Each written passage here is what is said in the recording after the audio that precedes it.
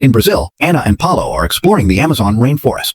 Anna wants to keep going, but Paulo thinks the jungle doesn't want them there and they should leave.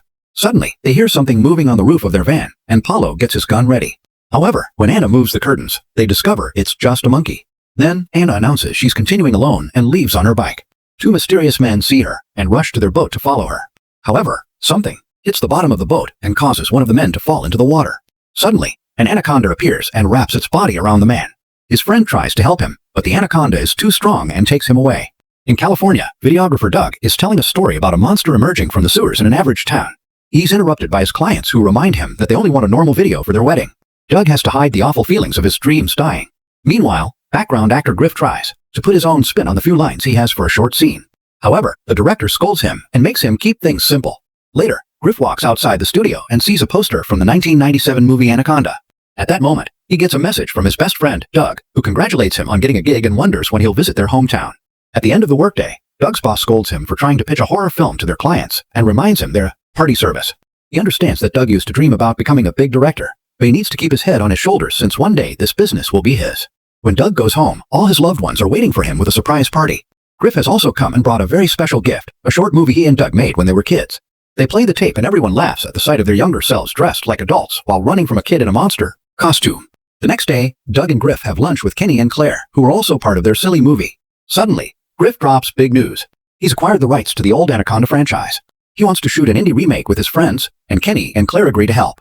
However, Doug says no because he has a job and a family to provide for. That night, Doug discovers that his son is watching his old childhood film. His wife notices that Doug lights up whenever he glances at the screen and insists he should take Griff's offer, but Doug refuses again. Afterward, he starts working on editing the latest wedding video, and he's finally hit by how depressing this is. He drives to Griff's home and tells him he'll join the project. Now, Doug is so inspired that he writes a whole script pretty fast.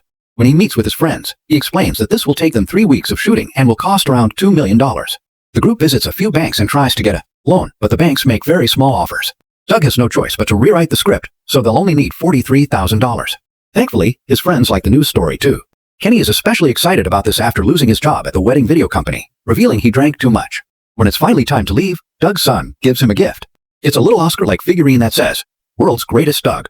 The group eventually arrives in a small Brazilian town and meets Santiago, snake handler they hired on the phone. He takes them to his truck and shows them a snake, which almost died in the river because illegal mining poisoned the water. Santiago rescued the snake and nursed it back to life. When the group tries to take a closer look, the snake snaps at them and everyone steps back in fear.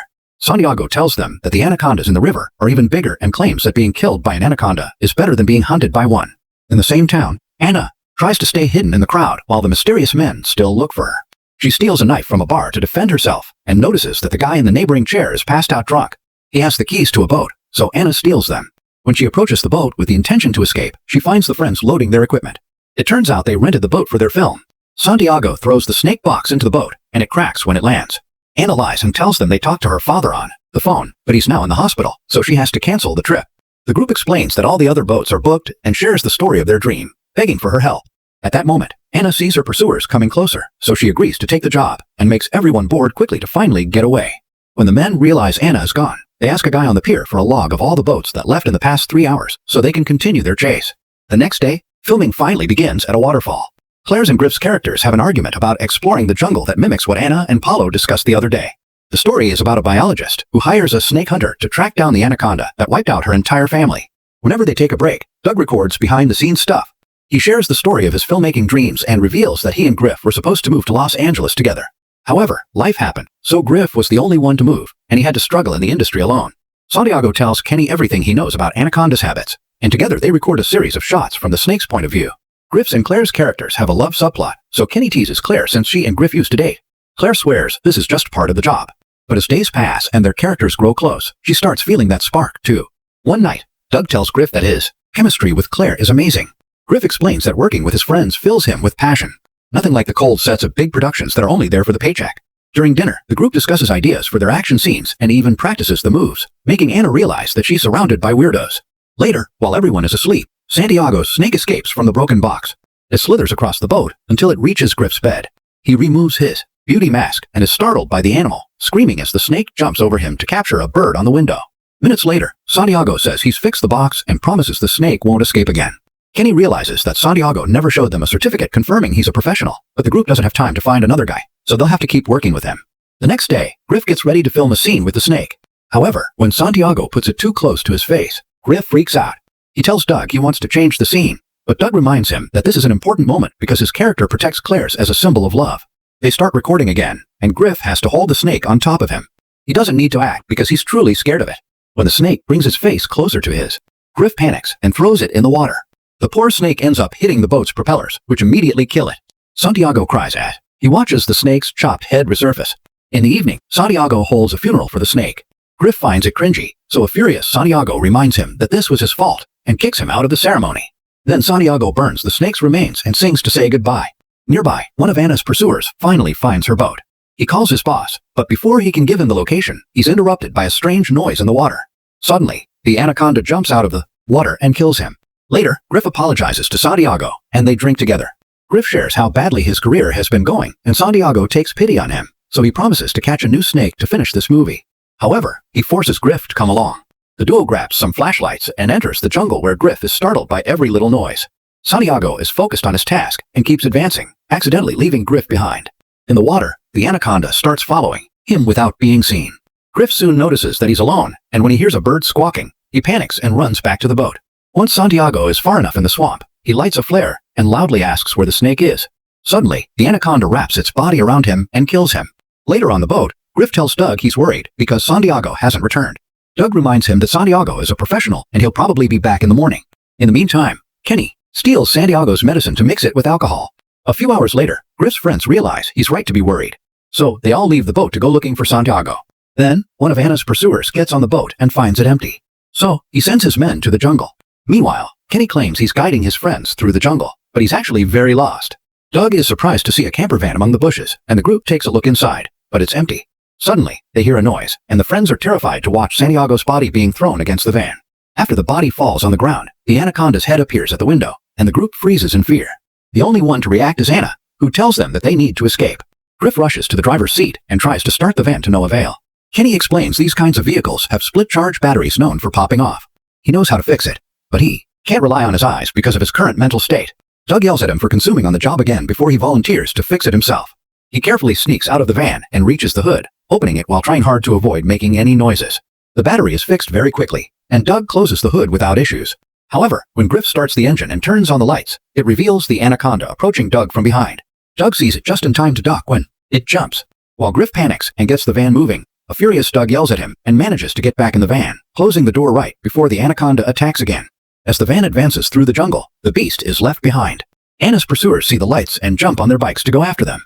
The friends see them and want to ask for their help, but Anna forbids it. When Claire demands an explanation, Anna claims that these men are illegal gold miners who kill anyone trying to get into their territory. At that moment, the bikers open fire. So, Anna gets a gun from the van's compartment and breaks the window to fire back at the pursuers. Doug thinks this is amazing and makes Kenny record it all with his phone. One by one, Anna brings all the bikers down with outstanding precision. When the van finally reaches the shore, the friends rush to the boat, but Anna takes a different road. Suddenly, the mysterious man comes out and points a gun at them, asking where Anna is. She appears behind him and hits him with her gun to knock him out. His body is thrown in the water, and the group leaves on the boat. Afterward, Anna tells the others that she can get them out of here alive if they keep heading north. Griff doesn't want to go home, and Doug understands his disappointment, but things have become too dangerous to continue. Later in his room, Doug looks at his son's gift for inspiration and starts rewriting the script, making Anna the main action hero. The next morning, Doug shows his friends the new script. Now, the story is about a biologist and a hunter searching for a snake, but their search is interrupted when they encounter illegal gold diggers. The group loves the idea and agrees to do more shooting while they continue to head north. Anna also agrees to help, and Doug is very happy to include her in most of the scenes, which leaves Griff and Claire without much to do. One night, Griff and Claire drink in private while ranting about the new scripts since they don't feel like part of the project anymore. Griff complains about the state of his life too since he feels like a loser, but Claire tells him it's never too late to start over. The next morning, Griff calls Doug out for making Anna the new star, and an argument ensues. They're interrupted by a strange noise, and a whole fleet of fancy boats passes near them. Doug sees the equipment and asks them if they're shooting a movie, so a woman tells him that they're doing a reboot of Anaconda for Sony. Griff has no choice but to admit he lied about having the movie rights. Doug starts screaming at him, so Griff claims he had to lie to make them come because Doug is always paralyzed by fear, like the time he refused to go to Los Angeles with him. A furious Doug fires Griff, who says he's already quit. He packs his things and leaves on a small boat, ignoring Claire when she tries to stop him. Moments later, Griff is shocked to find all the Sony boats destroyed. A woman appears in the jungle asking for help, but before Griff can rescue her. The Anaconda jumps out and swallows her whole. Griff panics and tries to head back, but his boat is failing. Meanwhile, Kenny and Claire notice that their boat has stopped. Doug tells them that Anna has found a great place to shoot another scene, but the others think it's too dangerous and don't want to work without Griff anyway. Suddenly, Anna points her gun at them and forces them to get off the boat. While the group enters the jungle, the mysterious man reappears. Soon, Griff comes back and notices a small boat next to Anna's. He takes a closer look and finds a box with guns. So, he realizes that Anna's pursuers are close. In the jungle, Anna takes the trio to an abandoned dock and forces them to move some heavy bags.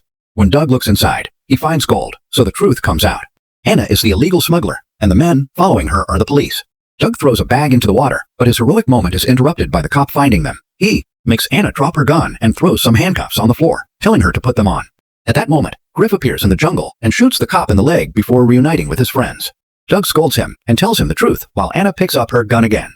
When the cop tries to do the same, she immediately kills him with a shot. Claire tries to make Anna see reason to no avail. So instead, she jumps on her to headbutt her as she practiced for her action scenes, stealing her gun in the process. As Anna moves quickly to get her gun back, the Anaconda jumps out and captures her, bringing her into the water to kill her. The others immediately run away, only to realize they're lost. Doug finds a tarantula crawling on his leg, and everyone panics while they kick it away. Then Doug cries, saying that the tarantula bit his leg, and he can't keep going. Kenny explains that the best way to deal with animal bites is pee and volunteers to do it. However, he can't pee while standing.